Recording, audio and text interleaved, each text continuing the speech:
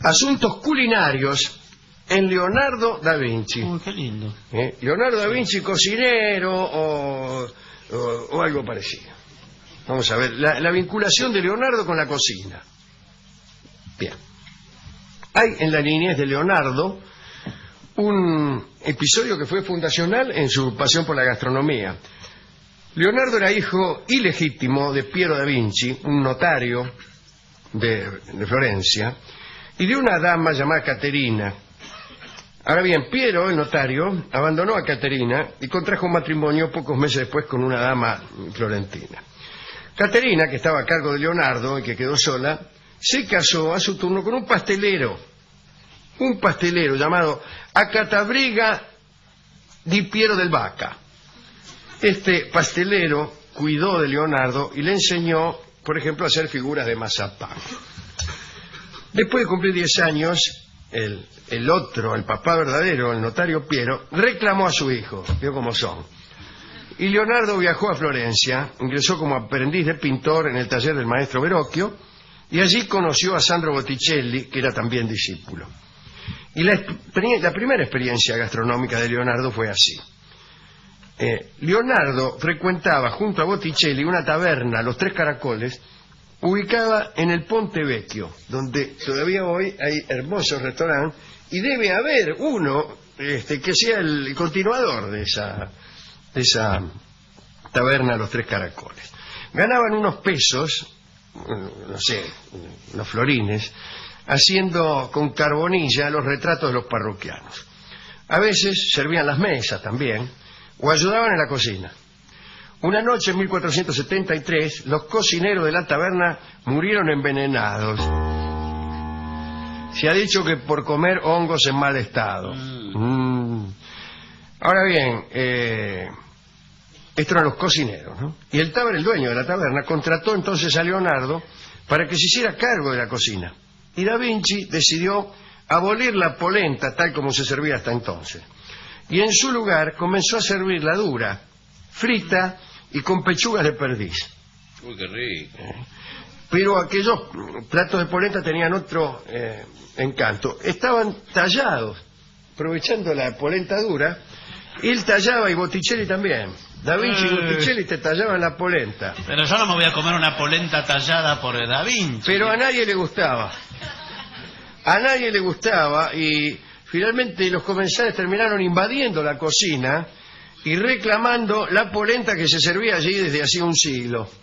Dice, nosotros queremos la polenta de siempre y los obligaron a volver a esa. Pocos años después la taberna Los Tres Caracoles se incendió. Y Leonardo y Botticelli abrieron allí mismo otra, llamada La Enseña de las Tres Ranas.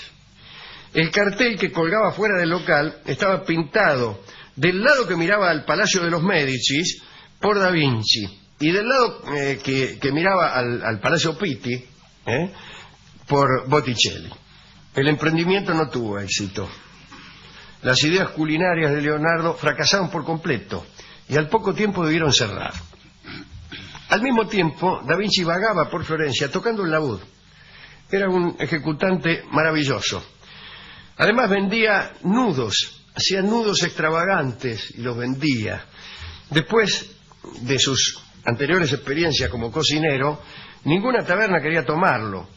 Y el único proyecto en el que se comprometió fue el de inventar unas escaleras de asalto para enviárselas a Lorenzo el Magnífico, que era entonces el que cortaba Lorenzo de Médicis, ¿no? El que cortaba el bacalao en Florencia.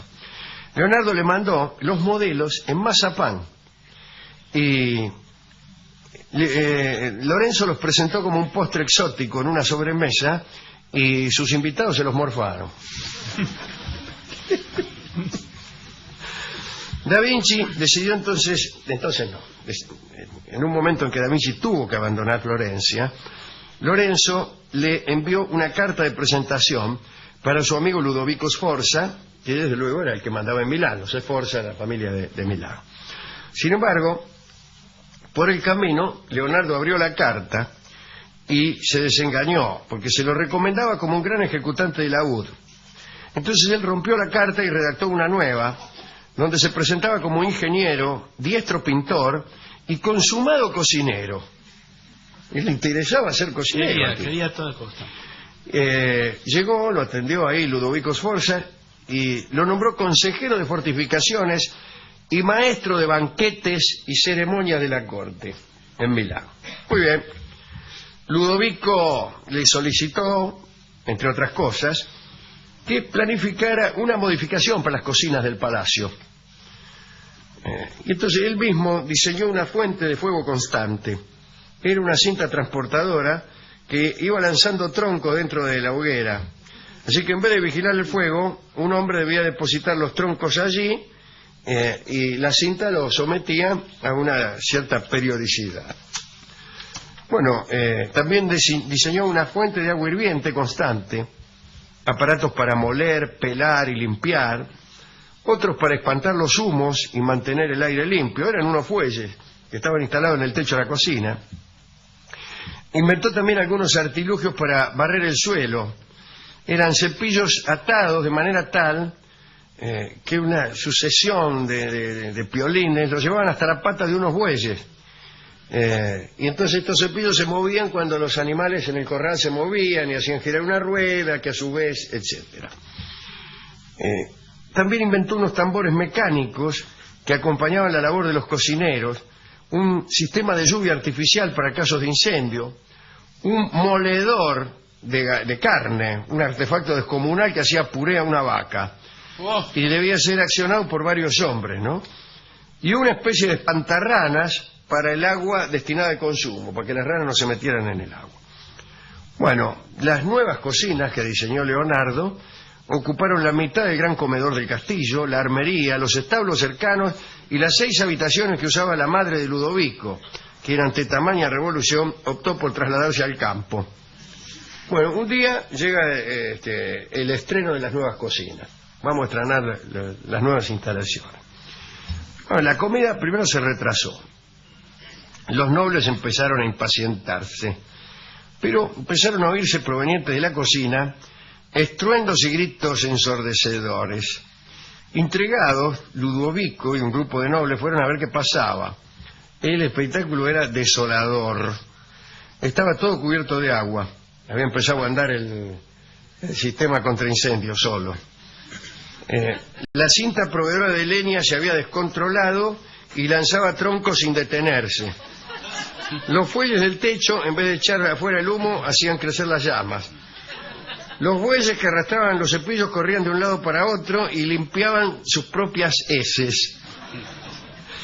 Ludovico llamó entonces a la guardia para que pusiera orden y se le indicó a Leonardo que se trasladara por un tiempo al campo. Durante esos retiros pintó y diseñó algunas estatuas ecuestres. Por algunos años el castillo se mantuvo en paz, pero otra aparición en la cocina de Leonardo fue terrible. Hizo un ensayo con un carro que debía funcionar como cortador automático de berro. De berro, no de otra cosa. Y se desbandó y mató a varios miembros del personal de la cocina y a 3 jardineros.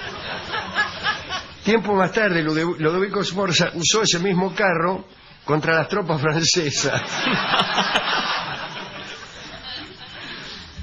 Unos años más tarde hubo un nuevo problema gastronómico.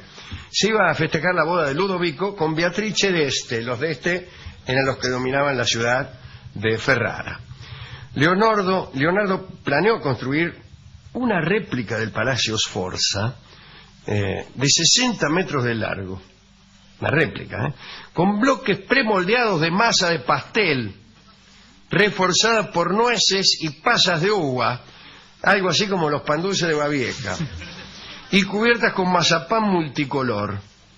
Los invitados entrarían al castillo de pastel y se lo comerían en los lugares indicados para no fragilizar la estructura. Pero hubo un problema. Se arrojaron sobre aquel palacio miles de pájaros, ratas y perros.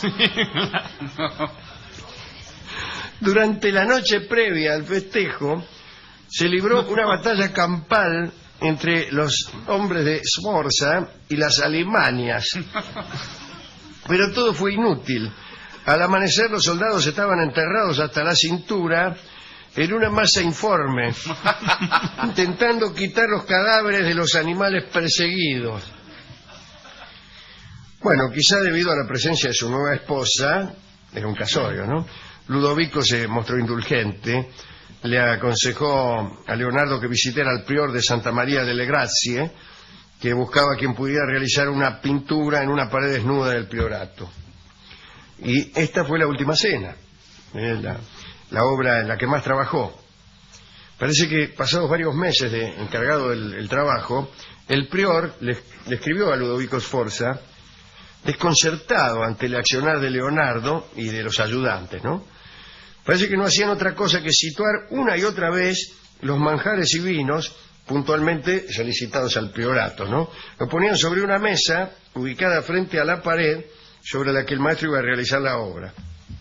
Una vez terminada la disposición de los elementos en la mesa, hacían unos rasgos, qué sé yo, y Leonardo ordenaba a sus ayudantes que comieran, y él hacía lo propio, y así todos los días del año. Así que los elementos de la última cena fueron renovados unas 300 veces, hasta que Da Vinci terminó la obra, ¿no? Dicen que la razón por la que Leonardo comió de esa forma a expensas del priorato era porque Ludovico Sforza llevaba mucho tiempo sin pagarle, ¿no?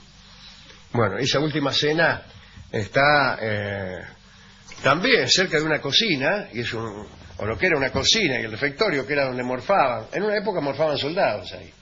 La obra está muy deteriorada. Pero le hacían... ¿Todavía? Sí. Por empezar hay una puerta que le hicieron, una puertita. Pero también parece que los soldados se divertían cuando morfaban ahí y le tiraban panes a Judas, ponele.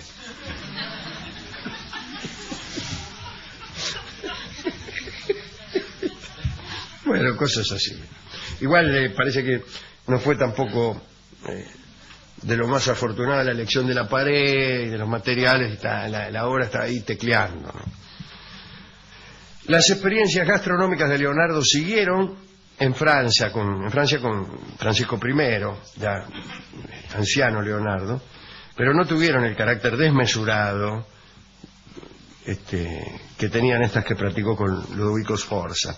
Sin embargo, además de giocondas regaladas entre Leonardo y Francisco, sucedió respecto de lo culinario algo curioso.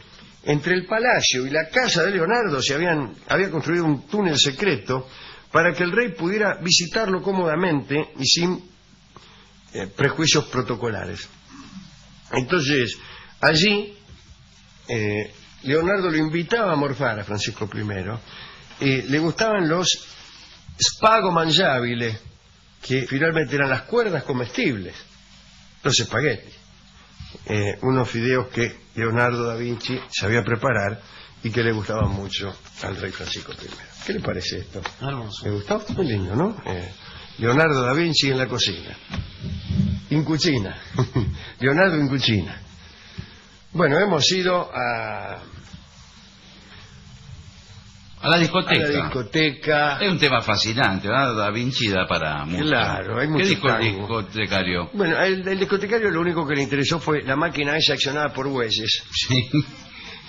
No imagínense. Y entonces me entregó una bellísima canción que se llama Apure Delantero Buey, que nosotros escucharemos por Carlos Gardel en una versión que no es la que se escucha siempre, y que no se sabe a ciencia cierta si es la que pertenece a una película que después no llegó a estrenarse, o que se estrenó y algo raro pasó, que era una película de la Paramount que se llamaban Sucesos no sé cuánto de 1935, una película con Bing Crosby, con números musicales. Sí. Vamos a escucharla, dale.